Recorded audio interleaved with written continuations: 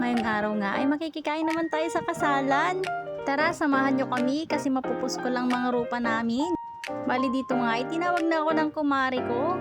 Sa sobrang kapal nga ng mukha ko ay talaga namang pumunta pa ako dito sa loob para umupo. Bali ang mga nakaupo lang pala dito ay mga ninong at ninang tsaka yung mga sumama sa kasalan. Kaya nga naman nung tinawag ako ng kumari ko ay sobrang daming nakatingin. Bali dito na nga ay mag-uumpisa na ang kainan kaya naman magdadasal muna. Sa ngalan ng Ama, ng Anak, ng Espiritu Santo. Amen. Pagkatapos nga magdasal ay syempre kainan na. Syempre bago ako kumain nasikusuhin ko muna yung lola ko na makapal din ng mukha ay talaga namang sumama din sa akin. Mahal na mahal talaga ako ng kumari ko at talaga namang nilagyan pa niya ng kanin yung plato ko. Tapos dito nagre-reklamo na siya. Tingnan niyo yung mukha niya kasi pinapaabot ko yung dinuguan. Talaga namang sasarap ng ulam pag ganitong libre. Kaya naman naparami na naman ang kain ng Eya Bob dyan. Sabi ko nga sa sarili ko saka na ako magda-diet. Sa mga oras na to nga ay sobrang dami ko nang nakain. Talaga namang may pa-soft drinks pa ang Eya Bob. Habang kumakain nga ako dyan, naisip ko yung mga aso ko at saka yung kapatid ko na hindi nakadalo dahil may anak siyang maliit. Kaya naman, sabi ko sa kumare ko dito, Mare, mag-uwi tayo pagtapos nating kumain. Tapos sumangayon naman yung kumare ko at tumango. Kaya naman, dali-dali na kaming kumain dito para makapila na naman kami ng iuwi namin. Diyos ko, lahat na ata ng kakapalan ng mukha ay sinalo naming magkumare. Talaga namang sinulit-sulit namin tong libreng pagkain ngayong araw. Huwag nyo na lang pansinin yung mga subo ko dyan. Talaga namang sobrang pilis kong kumain at alalaki ng subo. Pagkatapos nga namin kumain dyan ay naisipan na namin dyang lumabas para naman makakain yung ibang ninong at ninang na hindi pa nakaupo. Kasi naman inunahan ko pa sila, hindi naman talaga ako bisita. For sure, pag napanood to ng ikinasal, Diyos ko, nakababain. Pagkatapos nga namin kumain dyan, ay eto na yung binubulong ko sa kumari ko kanina. Bali dito nga, ay kunwari magkikipag-usap kami dito kay mama para makasingit kami sa pila. Diskarte ba? Diskarte! Pagkatapos nga namin dyan, pakipag-chismisan kunwari, ay nakasingit na kami sa pila. Bali nga yung lola ko, ay pinapila ko na din. Sobrang kapal nga ng mukha namin, ay talagang sinagad-sagad ko na. Sinabihan ko nga dito yung lola ko na dalawahin niya na yung plato niya para naman may mayuwi kami. Yung kapal pala ng mukha ng lola ko, ay talaga namang doon ako nagmana.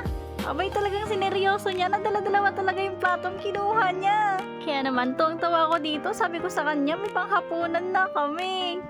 Oh, sa mga nakakanood dito, tapos sinasabi ng mga kapal na mukha namin ay talagang oo, makapal talaga. Kali hindi lang naman kami yung dalawang hawak, meron din naman yung iba, dala-dalawa din yung kinuha.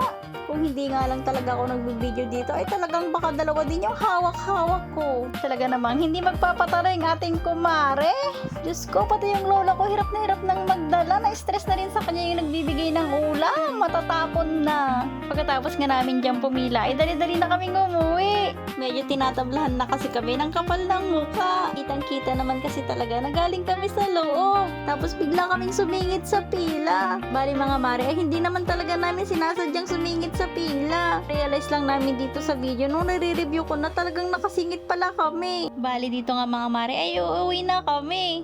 Dito nga, ito ang tawa ko sa mukha ng kumare ko. Talagang sobrang laki ng ngiti.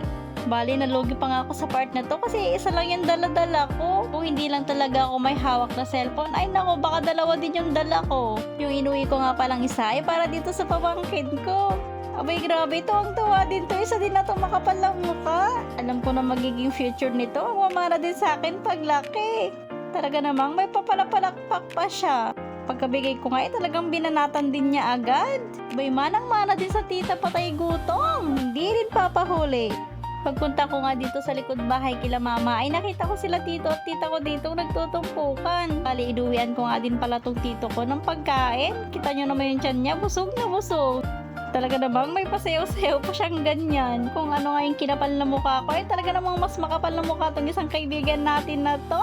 Talaga namang kumuha pa ng soft drinks para makakain ng marami. Tapos sabi pa niya dito, babalik pa siya pamaya pagkatapos siyang kumain. Sabi mo, babalik pa ako doon, buka pa ulit.